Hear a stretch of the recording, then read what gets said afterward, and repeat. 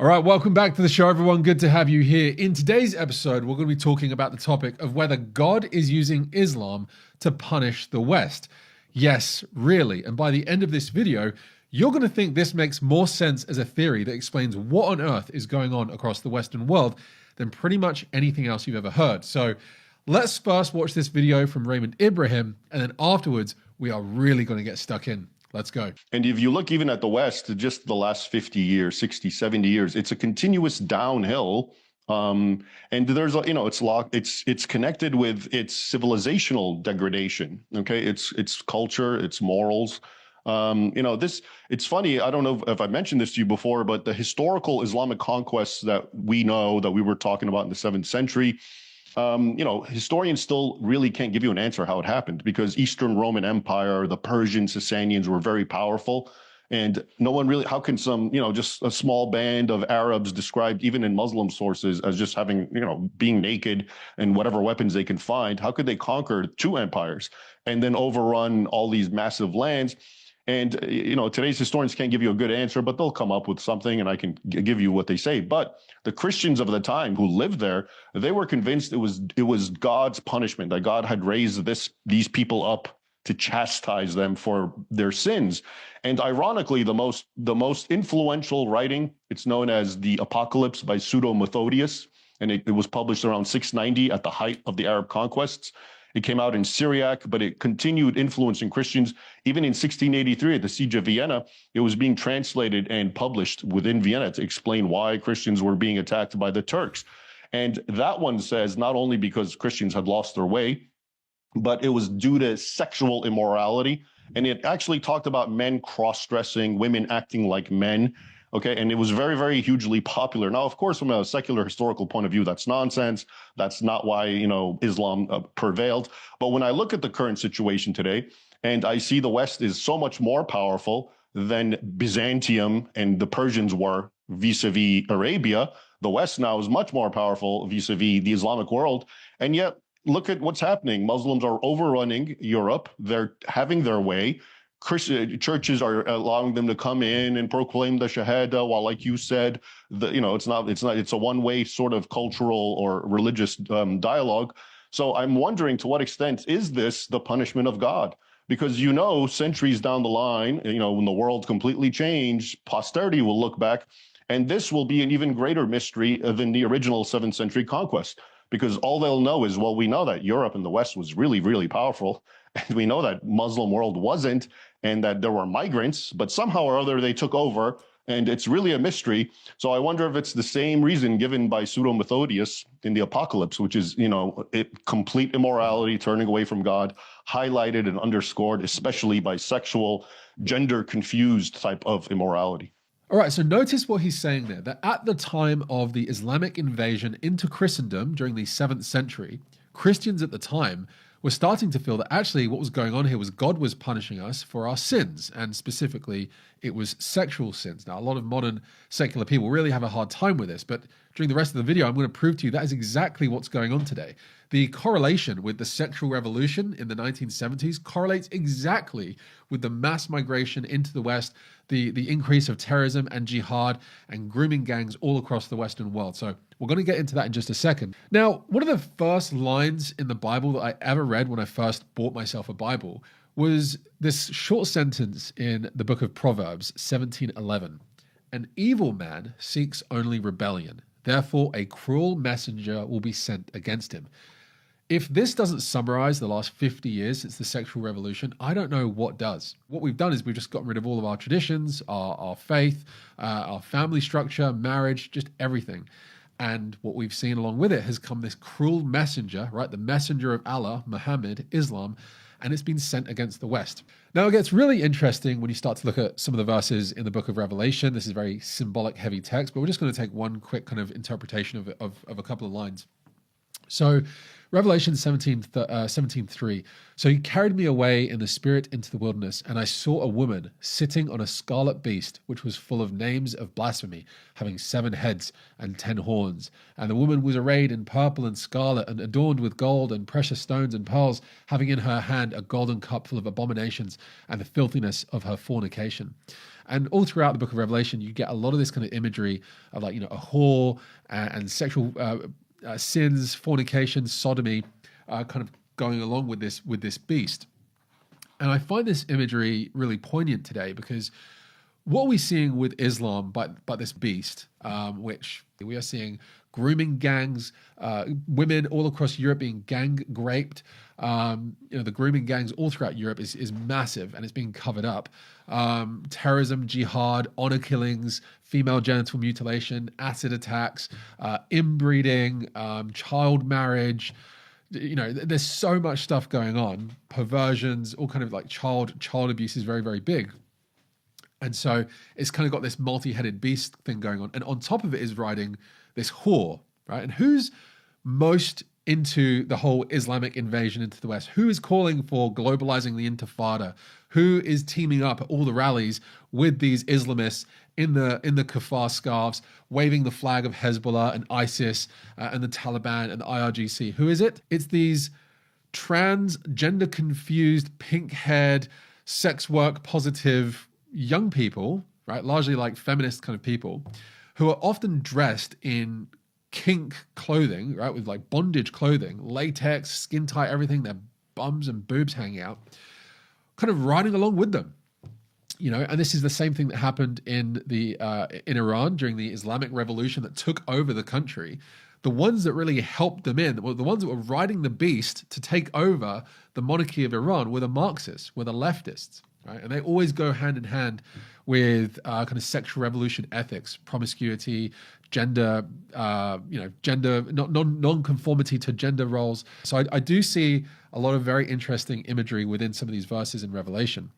Now, along with this, we have also seen massive amounts of abortion. Just in the last 15 years, we've seen over 1 billion babies be aborted.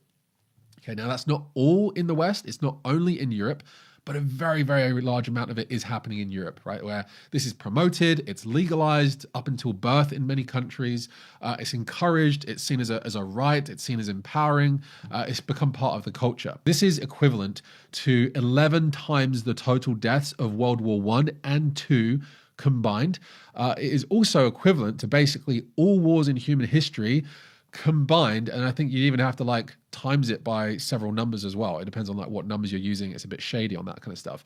The entire population of Africa is about 1.4 billion. So it's basically aborting all of Africa every 15 years. The United States population is 340 million. So what is that, 2.5, 3 times the population of the United States vanished? We know that it's about 28% of Gen Z just aren't with us because of abortion.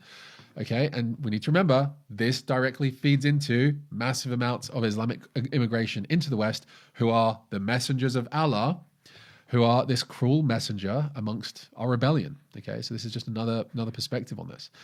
Now, before we move on, I just want to read a few more facts about the sexual revolution and how it utterly destroyed marriage and raising children and, having 2 couples, like a father and a mother in the home. So you can see that in 1960, right, this is right at the dawn of the sexual revolution, it really hadn't kicked off yet, only 5% of births happened outside of marriage. Today, it's around 40% of children born are outside of marriage. In some countries in the West, it's more than half of children are born outside of marriage. For most of history, sex naturally led to marriage and children, but the contraceptive pill allowed sex to become increasingly disconnected from family formation. Large families were once normal. Today, one-child families and childlessness are increasingly common. Household sizes have steadily shrunk. We also know that about 45 to 50% of all millennials today are still childless. And that's true for the UK, and I think the same numbers are true for basically every Western country. 50% of millennials are childless, and we have to account for that also 28% of Gen Z aren't with us. They've been aborted.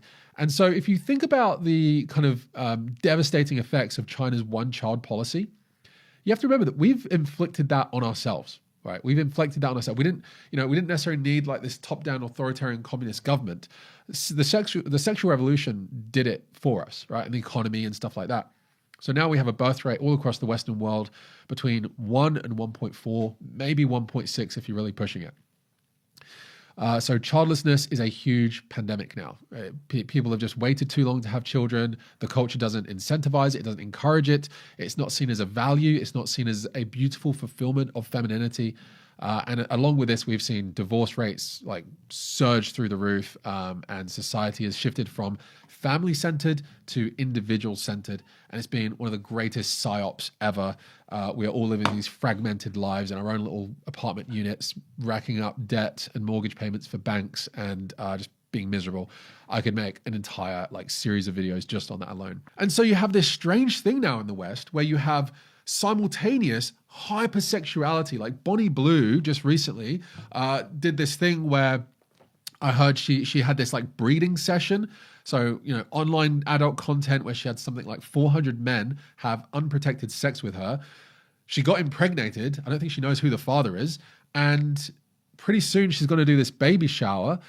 But it's not a baby shower like you'd think. She's getting members of the public, as many as she can get, to urinate on her as apparently as a sort of golden shower is, right? They're going to urinate on her as part of a baby shower. And the Western establishment don't know what to do with her because she's kind of living according to the Western values right now. Well, it's consensual. I enjoy it. I want to do this. Isn't this my right as a woman? Isn't this feminism? Isn't sex work real work, right? So what's the problem with this? And people are left kind of going, wow, we have no defense against this. This is so clearly disgusting. We can tell in our gut this is wrong, but we have lost the plot so much that we don't even know how to approach this. So you have hypersexuality of white women in the West doing huge amounts of pornography. They're on OnlyFans doing this stuff. People from the Arab Islamic world and African world are viewing this on their devices and going, wow, Western women are asking for this. They deserve what they're getting. And so you have, just like it says in Proverbs, right? An evil man or an evil population or an evil society seeks only rebellion. Therefore, a cruel messenger will be sent against him. It's like a law of nature almost. It's like a principle of reality. This will happen. Now, I want to wrap up the video by talking about women's clothing because I think the correlation to this is huge. With the sexual revolution, with women's fashion just becoming so scandalous that what is completely normal today, just like 20 years ago, was completely scandalizing. Like the fact that basically all women are walking around now with like yoga pants on 24/7, even though they don't do, physical active stuff. They're just wearing it to the shops, wearing it every day. And it's so skin tight, you can absolutely see everything that's going on down there and up above, right? And this is now seen as absolutely normal. And so women's bodies are on constant display all the time. Now, you might just say, well, who cares, right? What, do you want to live in an Islamic society where you have to like dress women up in trash bags and just can't see them at all? Don't you see that that's oppressive? We need to have a little bit more intelligent discussions going on here. If men walked around in clothing where you could literally see their balls all the time, don't you think it would be not very good? Don't you think it's like distracting for people? Don't you think it's a bit crass? Don't you think it's a bit like weird that you're doing this? You're clearly using it for a purpose. There's like sexual power games going on, seeking attention. And, if we swap the gender roles, you can see that that's not good, right? And so we do need to talk about this. We do need to talk about this as the West, because what we are also seeing is that the West is being humiliated and told that they're so disgusting by these Muslims who want everyone to cover up. They're actively going around putting hijabs on women and painting over, advertising that is revealing.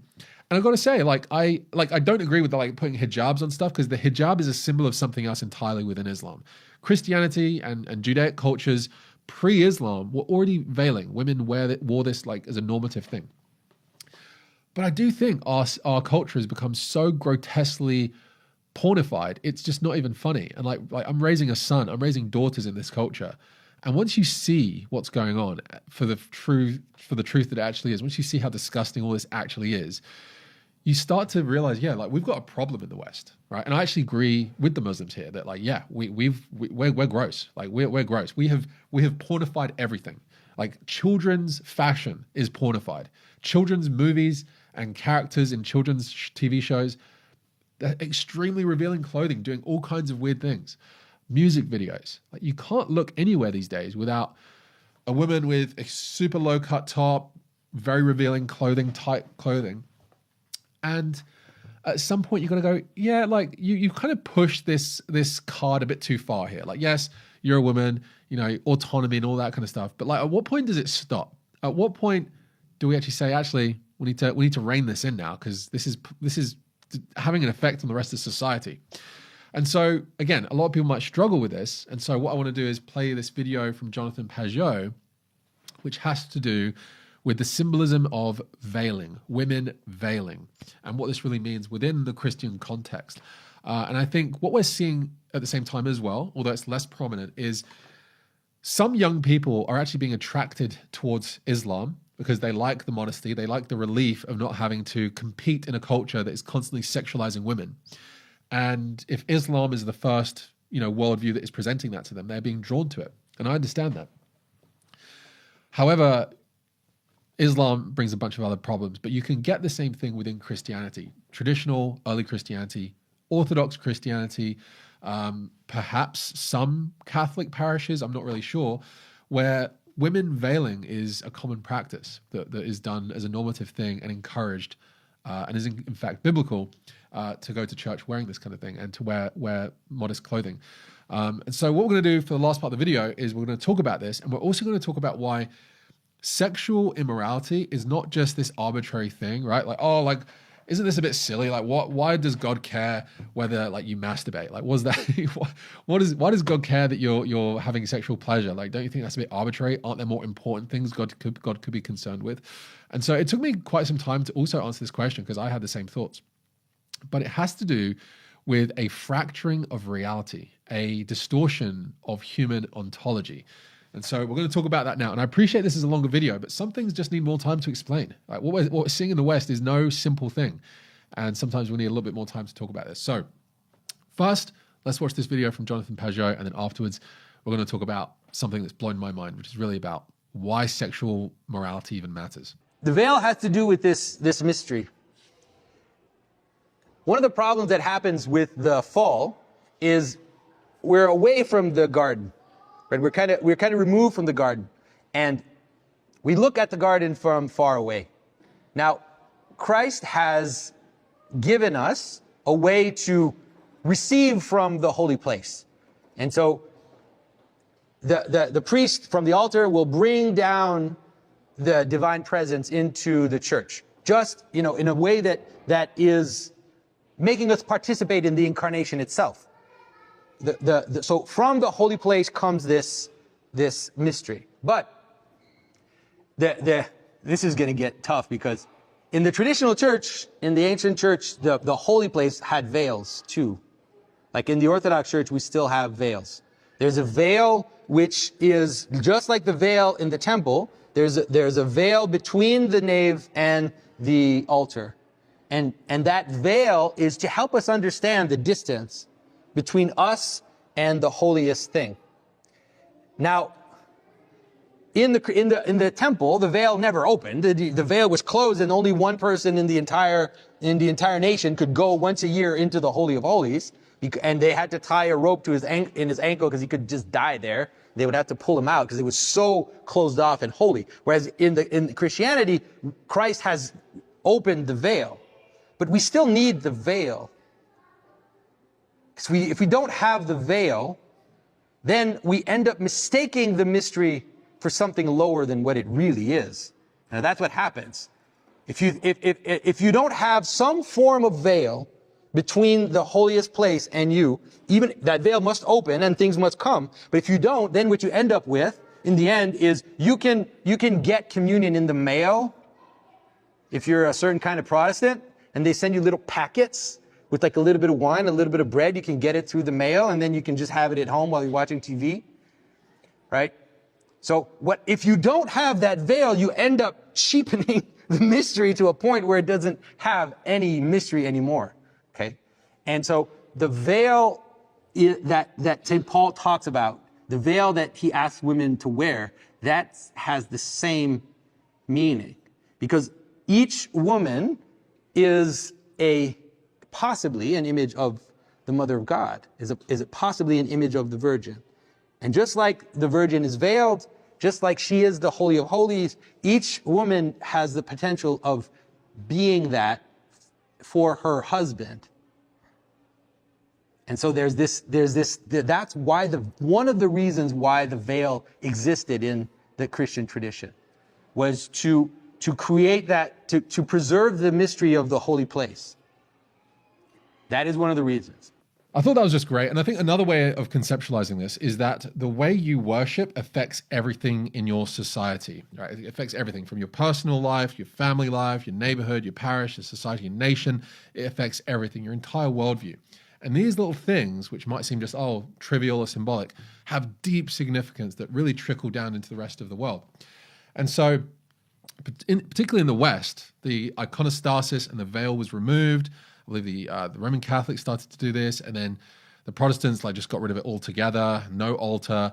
And so you can see how some of this kind of correlates with the way in which the Holy of Holies in the church, which is kind of symbolizing Mary, right, who has the divine presence of God within her womb, the Holy of Holies. Mary is the Holy of Holies, and she's always depicted as veiling and modest. That started to get broken down as the archetype, as the icon of femininity.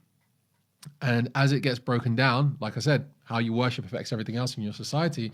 I think Westerners in particular were more easily jumping over the threshold into just throw all of our clothes off, free the nipple, liberation, all these kinds of ideologies that trace their ideas don't come from nowhere. They trace their ideas back to things like this.